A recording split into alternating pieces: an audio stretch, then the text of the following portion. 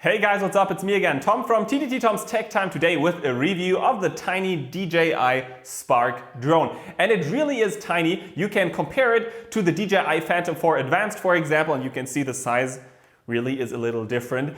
And by the way, all product links can of course be found in the video description below. You can check out the current pricing. You can check out all tech specs by clicking at it. Right now, let's get this episode started. Don't forget to leave a thumb up. Don't forget to subscribe to never ever miss any of my upcoming episodes again. Stay tuned. Enjoy the episode.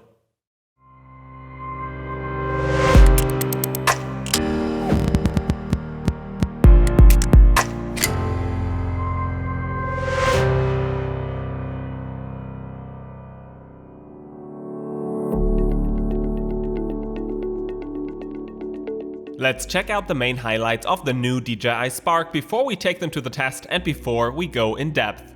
First of all, the size and weight. The DJI Spark is ultra portable. It's tiny, smaller and lighter than all other DJI drones. And next to that, it is the first drone in its pricing range to feature a mechanically stabilized camera gimbal, which is amazing. Its Full HD camera is better than the competitor's 4K camera, and there is a reason for that, and we'll talk about it and briefly compare it to another drone later. The drone can be controlled by certain gestures without the need of using a smartphone or remote controller. I'll show you how this amazing tool works later. The tiny drone features a frontal obstacle avoidance system, which will prevent accidents from happening, and the bottom VPS, the Vision Positioning System sensors, do their best to always stabilize the drone's position even when GPS is unavailable, as for example indoors. And talking about satellites, not only does the drone use the American satellite system, but the Russian GLONASS system as well, which leads to incredibly accurate results. The battery does not have the best capacity, but it powers the drone and lets it stay airborne for 16 minutes. At least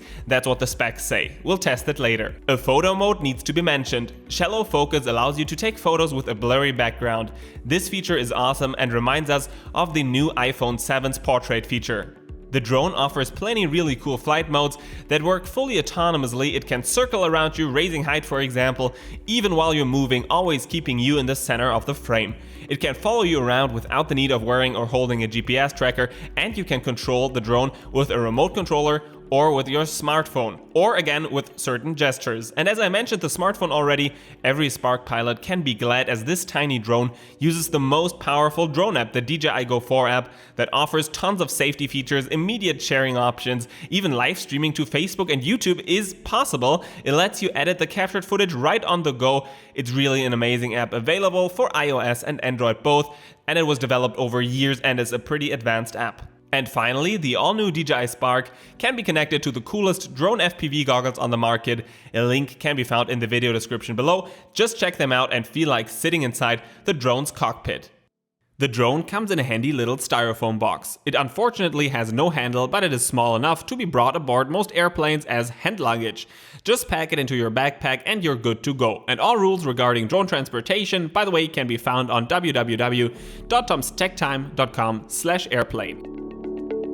The drone, even though it is tiny, is made out of durable engineering plastic and will therefore be able to forgive some pilot errors.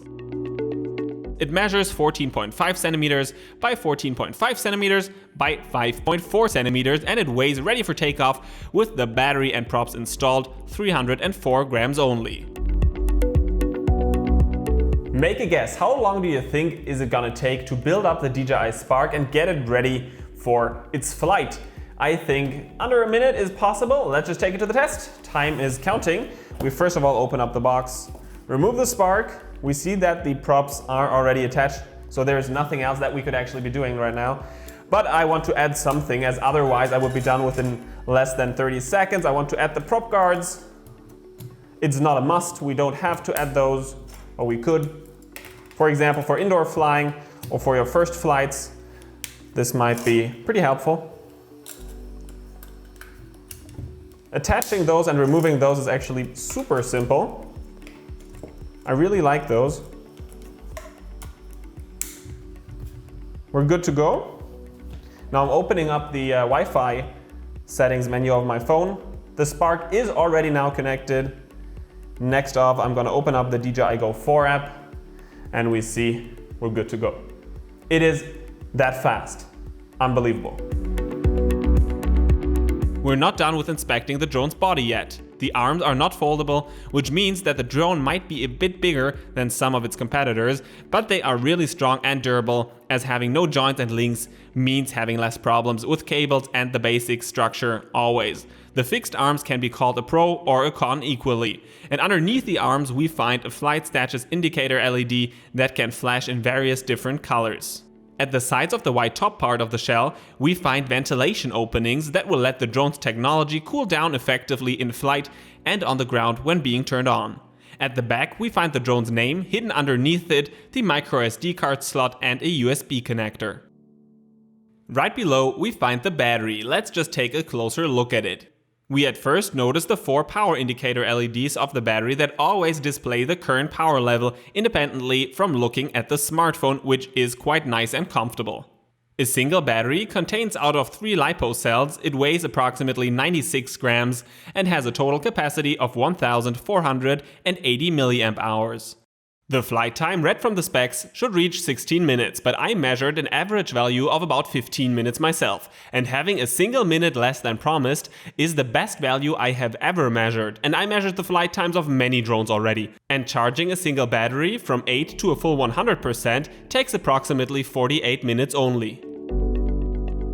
You might ask yourself what those 4 golden dots are good for. Those 4 golden dots are wireless inductive charging points, meaning that we can wirelessly charge the batteries of the DJI Spark, which sounds pretty cool, but on the other hand side you might ask yourself, what is that actually good for? If being at home, okay, 1 cable less might look nicer, but it's not really a big pro. It is a big pro. As DJI's device for that is an accessory that is portable as well, meaning that you can store a lot of power onto this wireless charger, and then on location you can simply place the batteries, 2 to 3 of them, onto that charger and charge the batteries wirelessly on location. This is pretty cool, but by now this device has not been released, but things may have changed by the time that you are watching this video, so click at the link in the video description below to check out whether the wireless inductive charger is already available for the Spark, because it's really an awesome sounding gadget. DJI calls the batteries intelligent flight batteries, but how smart are they really? You can always see the leftover power in percentages plus a colored bar at the top of the Go app. And when opening up the battery submenu, we can spot the single cell's voltage, temperature, remaining power in milliamp hours, the total capacity, how many times the battery was charged, and next to that we can set a low battery warning value between 15 and 50% ourselves, as well as we can spot the flight time and see the battery's serial number. At the bottom of the drone we find 4 rubber plastic landing knobs, and in the front middle we find 2 sonar sensors and a bottom camera that allow the Spark to hover very precisely at all times.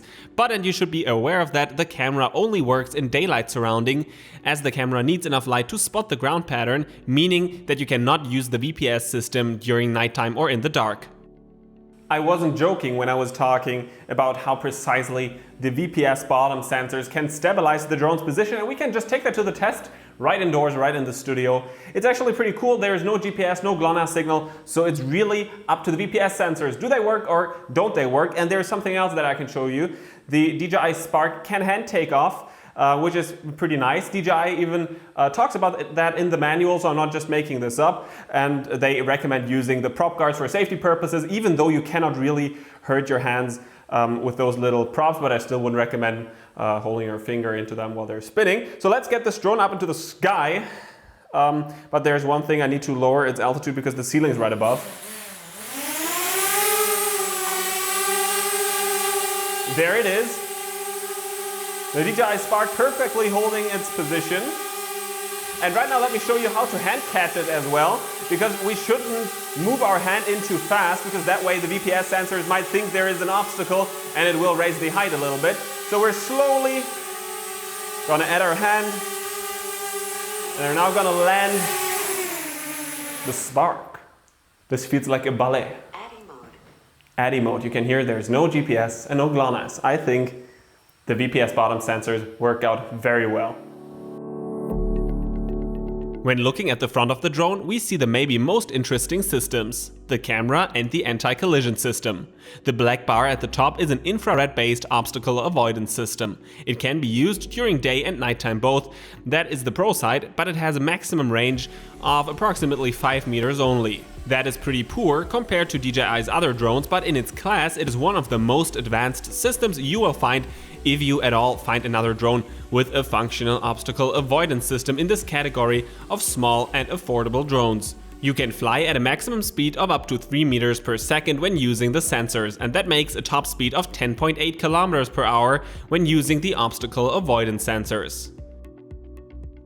Right below, we find the camera and gimbal. Most important things first. The camera is 2-axis stabilized physically, not digitally.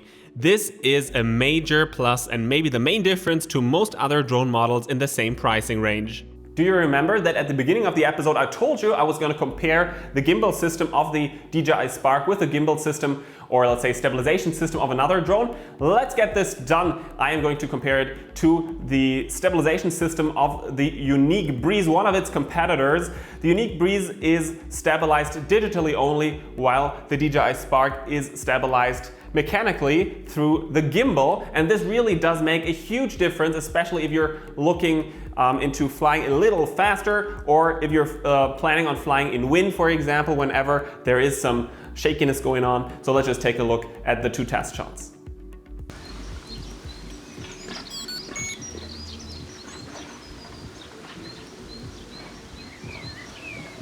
Connecting the Breeze to the phone takes longer than building up the Spark, connecting it and getting it ready for a flight, and it's just a little depressing. Another try for the Unique, as it's not connecting and the network is simply never showing up on my phone. I'm afraid that the battery runs out of power before I have the device connected. I'm not kidding. I'm really trying it. Is it turned on? Yes, it is. I could empty the entire Spark battery while this thing boots up and gets itself ready. It's like a lady, you know? It needs its time in the morning. I don't know why, but I never had good experiences with Unique drones. It's just a matter of fact. I'm really not sure why. Maybe it would be nice shooting a time lapse of this. And once oh, the Breeze! There it is, Breeze 902A5B is its name. How long did that take? 7 minutes? Maybe? Right now I have it connected. Let's see if it's working. Maybe the compass is okay this time. Okay, finally I'm ready for the comparison of the two stabilization systems. Thank God.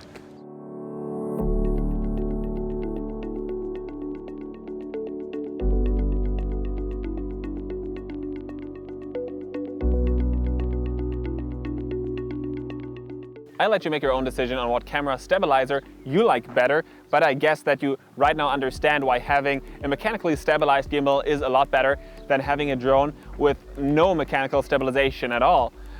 Digital stabilization simply cannot rescue the footage. It's basically because the whole camera turns with the drone whenever you move to one direction, while if you move the DJI Spark to one direction, the tiny gimbal stays level all the time, and this is just amazing having such an advanced system in such a tiny camera. So DJI is clearly ahead of the competition when it comes to this system, and right now let's keep on talking about the camera specs of the DJI Spark before we get lost in comparing drones. The highest resolution available is Full HD with 30 frames per second, and I measured a bitrate of 23.7 Mbit. The lens has a fixed focal length of 25mm, meaning that fisheye and other ugly super wide-angle effects belong to the past.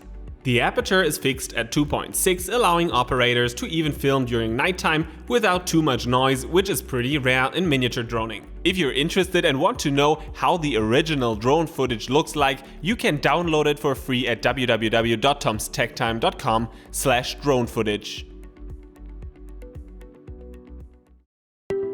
Welcome to the all-new Tom's Tech Time website. Let me show you around. Dozens of how-to videos, reviews, and comparisons are waiting for you. All categorized, all free, all ready to watch. At tomstechtime.com, you're only one click away from our highly viewed segment, The Drone Film School. There you can find video lessons, buyer's guides, and many filmmaking templates. Don't own a drone yet? Click the Deals page and find the hottest offers on the web. And if you already have a drone, enhance its capabilities with the most highly recommended accessories for filmmaking, safety, and a better flying experience. Tom'sTechTime.com, teaching the world how to fly drones. We shall not forget about the photo specs as well. 12 megapixels make this drone a good snapshot or selfie drone. It stores them as JPEG files and RAW is not available. You do get quite plenty photo modes though. Single shot, multiple shot, meaning that the drone immediately shoots 3 photos of which you can later pick the best one. AEB auto exposure bracketing, time shot with values between 2 and 60 seconds, a really nice shallow focus mode that digitally fakes a shallow focus to your image almost like the iPhone 7 does, and finally you find a panorama mode for either horizontal or, and that is actually pretty crazy, vertical panoramas. You can find some test photos in full resolution shot in different modes completely untouched at www.tomstechTime.com/spark.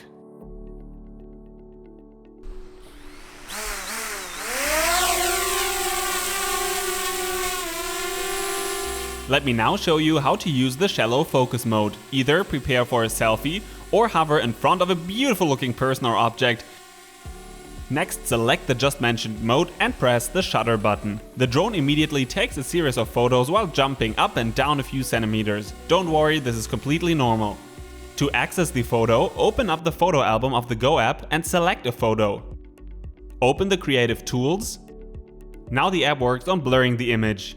And finally, tap on the area you want to be sharp and in focus, click save and the photo will be stored onto your phone's photo library. Take a look at these 2 example shots. I know she's more beautiful, but the effect is just amazing and the blurred background effect is basically a great tool for fast and on-the-go photos that will look like they were taken by a professional photographer, almost at least. If you zoom in, you will of course notice some small irregularities. Next to the shallow depth mode, there are 2 more modes that are actually getting quite nice pictures done. And those 2 modes are panorama modes, automatic panorama modes, one for horizontal panoramas and one, and that is actually really crazy, for vertical panoramas. Let's just take a look at 2 panoramas that I shot within a couple of minutes only.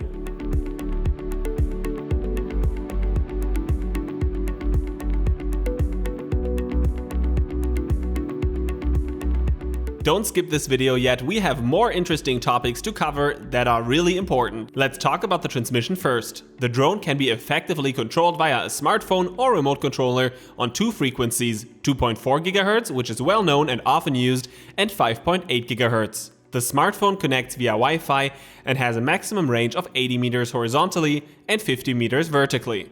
That's at least what the tech specs promise. I measured a maximum distance of about 60 meters horizontally and 40 meters vertically with a fully functional and fast transmission while using an iPhone 6.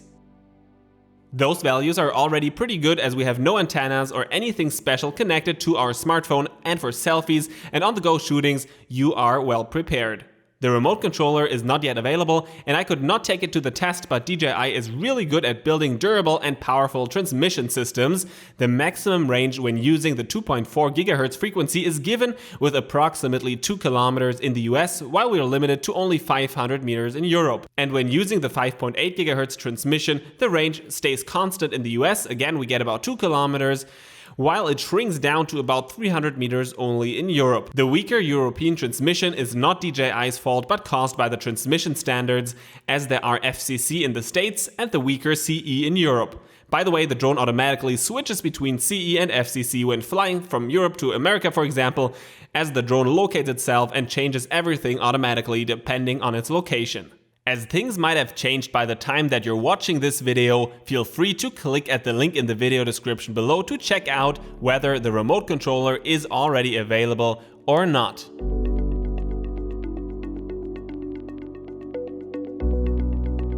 Let's now take a look at the flight modes. I love them and am sure that you will love them as well. This tiny drone is equipped with so many cool tools and features. Currently there are 6 intelligent flight modes installed. Normal, the basic flying mode, Quick Shot, which creates cool shots of you automatically that you can then instantly post to Instagram or Facebook, for example. Really adorable. ActiveTrack, a tool that makes the drone follow your position. Tap Fly, meaning that you tap at the screen and the drone heads to the new target autonomously. Tripod mode for super slow and super smooth movements for real cinematic shots. And finally, gesture mode, in which you can control the drone with your body and hands only. Let me make a short announcement. I always wanted to say that I feel like I have some Jedi powers, and I need to present that to you right now with the DJI Spark. And for that purpose, I have the turned on drone, and I place it onto my flat hand, and I double tap at the battery button. Right now, the drone recognizes my face, and it beeps, and the front LEDs turn green. And what is going to happen is that the drone lifts off the ground without using a smartphone or remote controller. But right now, I was talking about my Jedi powers. May the Force be with me right now. My flat hand. And right now, oh, I can feel the powers with me. The Force. Sorry, that was the German version. Okay, guys. You amazing thing. Let's move down. Come on, come on, come on. Want to move back up again? This means that we can push around our drone. We can find the perfect spot without using a remote controller or a smartphone. This is quite nice. There are two ways to make the drone follow you around. You can either step pretty close to the drone, maybe 1 meter away from the drone, raise your arm until the camera notices your hand, and then wave at the drone for about 2 seconds. The second gesture that is an alternative, and I must say that the waving thing did not always work when I was trying it, is to perform a V for about 2 seconds until the front LEDs turn green. And that means that the drone is logged and will follow you around. If you want to perform a selfie, that is quite simple. You first of all make a little box around your head until the front LEDs start to flash slowly red. After that, they will flash fast red, and then the picture will be taken. Landing the DJI Spark is quite simple. We need to look into the camera of the Spark, step a little closer so that the camera sees our face, and next to that we put our hand underneath the drone so that the bottom camera sees our hand. And what's going to happen? The drone is safely going to land at your flat hand. This is pretty amazing. I am really into the gesture mode. It's just amazing for taking selfies on the go. Let me show you some examples filmed in quick shot mode, as I think they're really cool. The first quick shot sub mode is the droney mode. The drone automatically flies backwards, it raises height and keeps you in the center. Really nice. Next off is circle, another quick shot mode. Select it and the drone will circle around an object or person and keep it in the center always. It even works with the subject moving. This makes the function look like a real pro tool. The next mode is helix. I'm really into this mode. The drone flies upwards, spiraling around the selected person or object, always raising height. Another really fantastic looking mode. And finally, there is rocket mode. Select the target and the drone shoots itself high into the sky while keeping you in the center, unveiling the surrounding, which is probably gonna look really cool and cinematic when flying at, let's just say, a more beautiful looking location than the one that you're just watching. Let me right now present you ActiveTrack. As you can see, the drone is following my position, always keeping me in the center of the frame. And it does all of that autonomously, which is super cool. But the coolest thing about it is that I do not have to wear any GPS trackers. I could even leave my smartphone back there. I'm just looking at it. That's the main purpose. Okay, I can just put it down. And you will see that the drone is still gonna follow me all around the place. Even if I speed up, or if I walk a circle,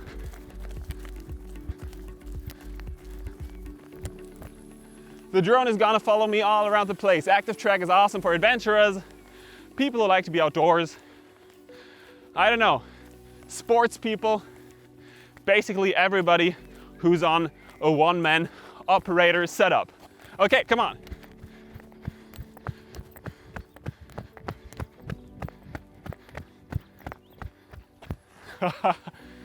You guys are still following me all around the place, huh? Okay, let's come to a conclusion and final recommendation. On the con side, I need to list that the arms are not foldable. It would have been too awesome if they were foldable, as the drone would have only had the size of a bulky smartphone then. The ventilation openings should have been installed to the bottom to prevent rain from entering the body, even though it would be really risky flying such a small drone in rain showers. Just don't do it. We cannot really expect 4K from such a tiny camera, and again, we remember how wibbly-wobbly, timey-wimey its competitors' 4K material looked like. I rather film with stabilized sharp Full HD than with blurry digitally stabilized 4K, but and this is where the next con appears, I am missing higher frame rates. 60 or even 120 frames per second would have been possible. Maybe DJI adds those via the next firmware update at some point. Let's keep our fingers crossed. Sport mode, the mode for fast and fun flying, seems to be working with the remote controller only, which is a little sad, even though I can highly recommend using a remote controller for fast flying, as you that way can fly a lot more precise. And finally, I'm missing picture styles and color settings, either for those who like to apply filters straight to the recorded footage, or for those who would like to bring down the saturation and contrast for more possibilities in post-production. There are quite a few things that need to be listed on the pro side though. The size comes first. The drone is tiny. We all thought the DJI Mavic Pro would be small already, but the Spark is even smaller. Awesome for family meetings, vacation, beginners and youngsters. Next off, the mechanically stabilized gimbal does make its way all to the top of miniature drone gimbals. It's a big step forward. Say bye to crappy, shaky footage and hello to cinematic films. The gesture mode is a fabulous tool for on-the-go flying, for taking selfies, and for people who don't like to explore the technology in depth or who are just crazy about new technology, and it's just an amazing tool. Being able to control the drone with either a remote controller or a smartphone is quite handy as well, and of course using a remote controller will work out the best. And shallow depth mode creates astonishing pictures automatically. You will love it.